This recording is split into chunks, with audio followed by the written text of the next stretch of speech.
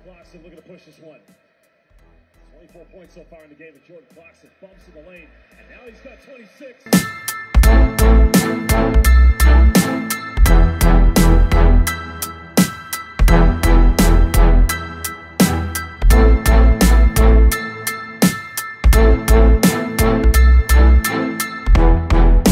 Isang NBA player, parang nasukat mo ba lalo yung sarili mo na parang kaya mong lumaro sa ganitong level?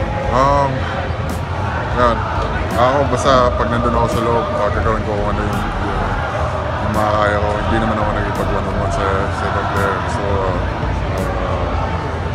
kung ano lang yung may tutulog sa team. Tingin mo ba kahit na natalo kayo, medyo magandang kumpiyansa rin sa inyo to dahil may mga laban pa kayo, ibig sabihin kaya nyong sumabay sa mga malalakas? May dalawang games pa tayo. So, bounce back lang tayo sa next game.